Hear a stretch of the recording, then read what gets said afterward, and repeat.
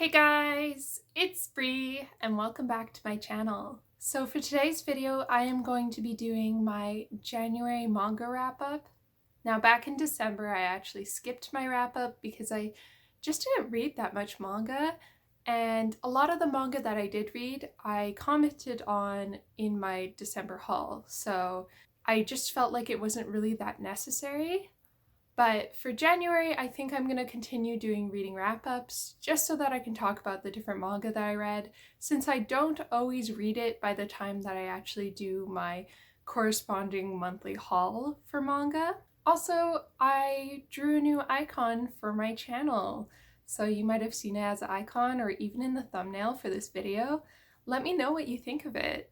I think it's kind of cute. Anyways, let's get into the manga. So one of the first things that I read in January was the manga Inali Duella by Kamone Shirohama.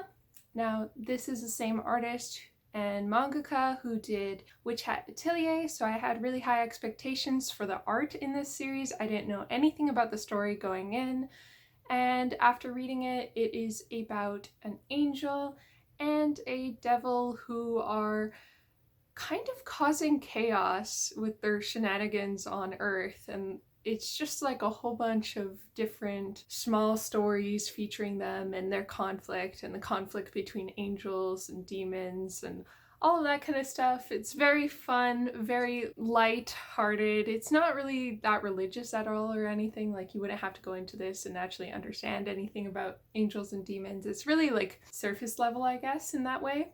I definitely don't think that it's as strong as Witch Hat Atelier for story or just being able to connect with the characters. But as always, the art that Kamone Shirahama has is just so beautiful. It's just worth it for the art, to be honest. Here, I'll see if I can show you a page. Hopefully that focused.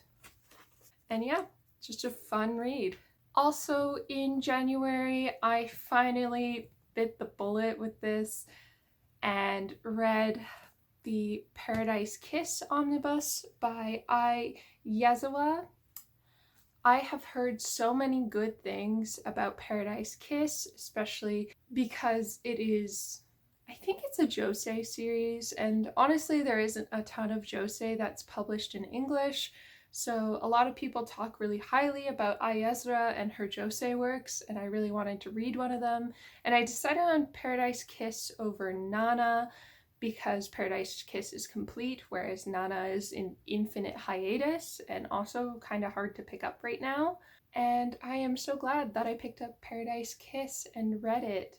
This volume is like 840 pages, which is humongous. It honestly took me like 2 days to read through, which is a very slow pace for me, but I really enjoyed the story. It features a high school girl who's in the last year of high school who gets randomly recruited to be a model for these fashion high school students who want her to model for their upcoming show. And she just gets kind of roped into this group unwillingly at first, and then she discovers her love for modeling. And also there's a whole bunch of in-group drama. That's like the fastest description of this series ever, but it is so good. There is a really prominent romance in this series that is really interesting. It's by no means a healthy romance at all, but honestly, like, the main character's relationship with her mom is also pretty unhealthy, so it's realistic, but it's not like a sweet, fluffy, light romance that happens usually in shoujo manga either. So, because I think that this depicts like a very realistic young relationship that is very on the fence, but also just know that it's different than other manga relationships that you might see out there. And honestly, I really like the ending of this manga too. I thought that it had a very good ending, and I actually just liked the series so much that I ended up watching the anime too, just because I wanted to see how the anime like dealt with like the different scenes and what they included in the anime and what they didn't.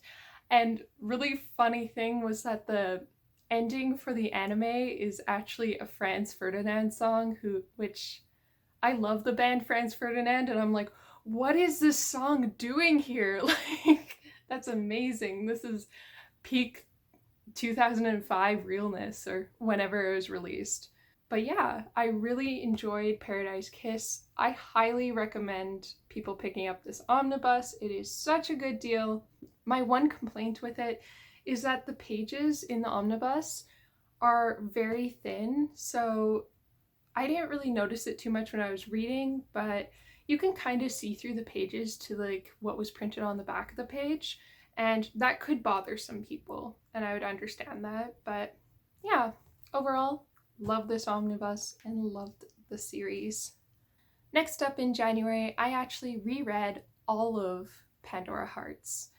I own all of the single volumes of Pandora Hearts, volumes 1 through 24, and I had just finished collecting all of them last year, so I really wanted to reread the entire series now that I own the entire series, and I am so glad that I did. I really enjoyed this reread, although I felt like Pandora Hearts is definitely the weaker of the two Jun Mochizuki series that we have published in English. I definitely think that the Case Study of Vanitas is a way better series, and if you're going to pick between Pandora Hearts and the Case Study of Vanitas, that it should be the Case Study of Vanitas, like 100%. That being said, Pandora Hearts still has a very special place in my heart, because I just remember the days of going to the bookstore and being allowed to pick out one book, and I would always pick the next volume in this series. This was back in junior high before I made any sort of income. I started collecting this series back then, which is so long ago now, like 10 years. But this reread was just like wildly nostalgic. I remembered all of the characters that I loved on my first time around, and I still really liked everyone. For people that don't know anything about Pandora Hearts, it is kind of like a Alice in Wonderland themed series where there are these things called chains, which people use to fight each other, and then the world is at the brink of being plunged into the abyss, and the chains are what is holding it up. And we have a young boy named Oz who gets thrown into the abyss at the beginning of the series because he has some sort of sin that he has to atone to, and he ends up meeting a chain named Alice, who he forms a contract with to get out of the abyss, and then the series just goes on from there. It's a very fun series. It has a lot of really dated humor though. It just has an older manga feel. Like if you enjoyed series like Full Metal Alchemist or Soul Eater, you'd probably enjoy this series and the style of humor that it has in it. Okay, I actually got interrupted halfway through filming my wrap up, so now I'm just gonna continue from where I was before, and hopefully I can edit this all together into a coherent thing. Anyways, I was talking about Pandora Hearts. I really love this reread. If you had the collector's edition of the Pandora Hearts box set, that seems to be how most people have collected the series now. Definitely let me know what you think of Pandora Hearts, and I would definitely say if you've been looking into Pandora Hearts even a little bit, I would probably actually recommend you look towards the Case Study of Vanitas over Pandora Hearts, because it just feels like Jun Mochizuki really came into her own and became an even better mangaka by the end of Pandora Hearts and at the very beginning of the Case Study of Vanitas. And yeah, that's really all I have to say about this. On to the next manga that I read in January. It is The Strange Tale of Panorama Island by Suehiro Maru. I'm gonna be honest, the only reason that I picked up this was because of the Manga Kids channel. He did a review of this manga on his channel, and it sounded so interesting to me that I just had to pick it up. And it was really easy to find a copy of it. It's still wildly in print, so if hearing me talk about it or going to the Manga Kids channel and hearing him talk about it entices you to buy this volume, definitely pick it up. It is published by Last Gasp, which I don't think I have anything else published by them, to be honest. But this is a single volume one-shot manga. The Strange Tale of Panorama Island was such a good story. It's amazing. It's like one of those stories that you would read in English class and it just like sticks into the back of your mind for the rest of your life because you think about it and you're like, that short story was so crazy, and like it just makes you think. It's about this man who's a writer who writes about these like millionaires who make these fantastical places with all of their money.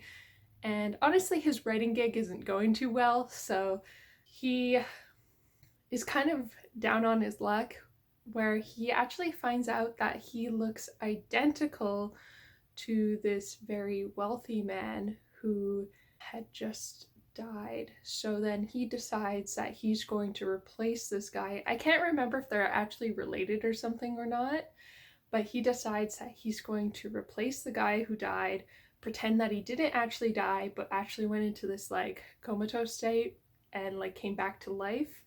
And then he's going to inherit all of his money and then make his kind of writing fantasies a reality by building Panorama Island, which is this sort of utopia island where it's just super fantastical and you can see how he built it. It's like a theme park almost. It's amazing. All of the art in this volume is just so gorgeous and I love the style so much.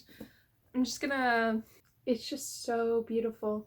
Actually, the front cover of this manga and the back cover are also really beautiful.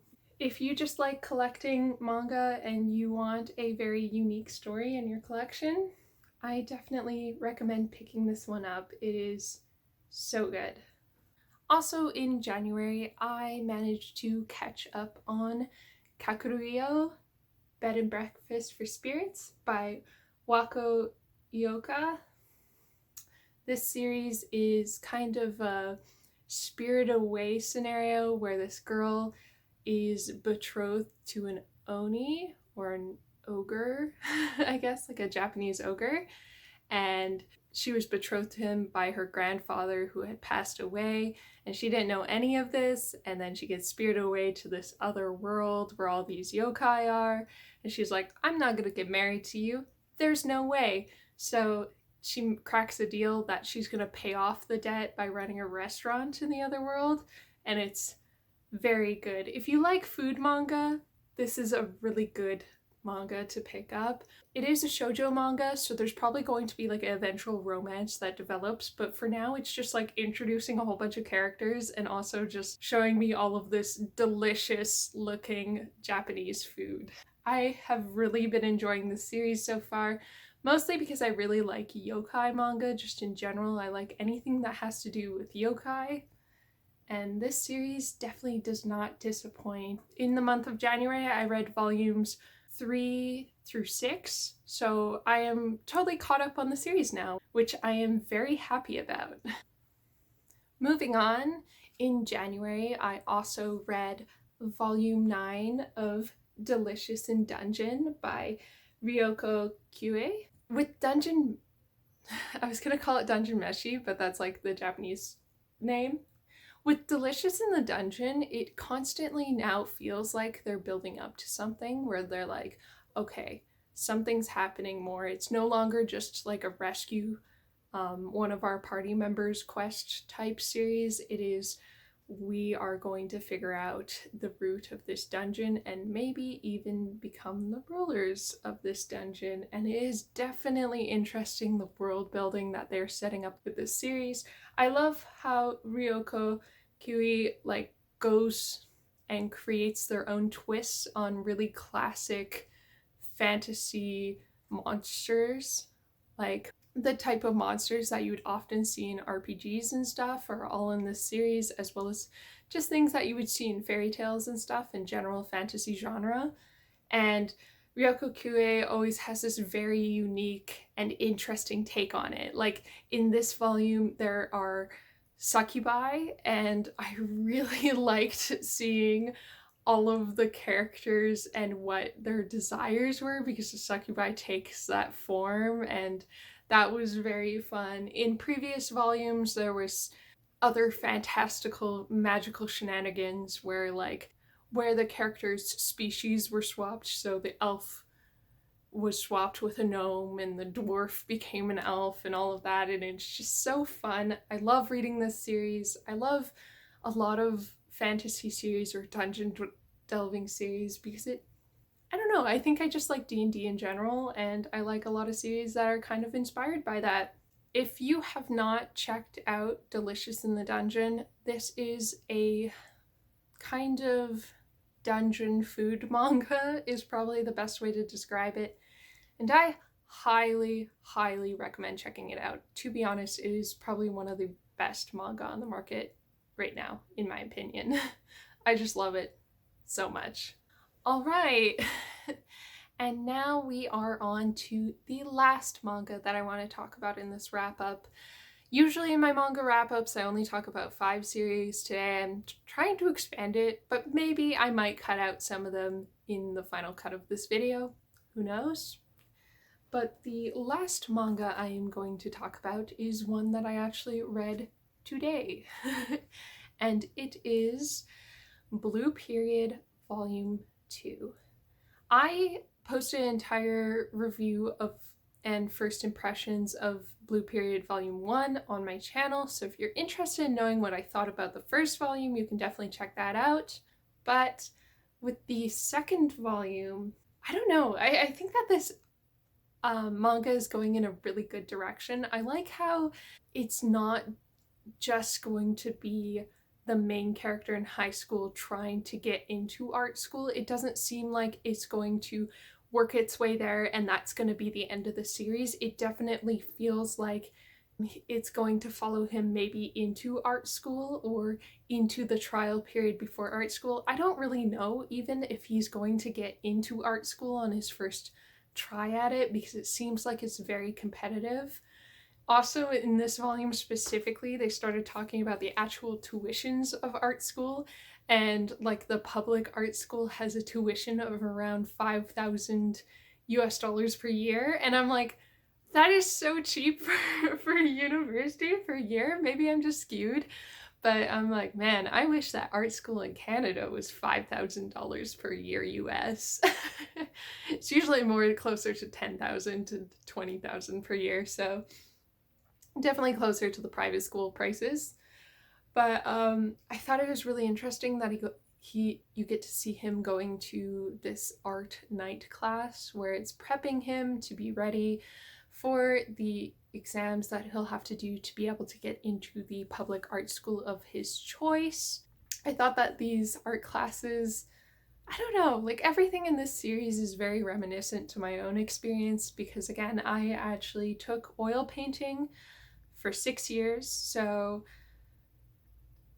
like, I don't know, like just seeing the easels and setting up and seeing characters oil painting and everything, it just like, it throws me back to my own art class that I used to go to weekly, as well as I would do summer school art a lot of the time. When I was growing up, I would have like a art camp in the summer, and then even in high school I did summer school art, which was just all of the mediums that they couldn't do during the regular year of art, which was very fun.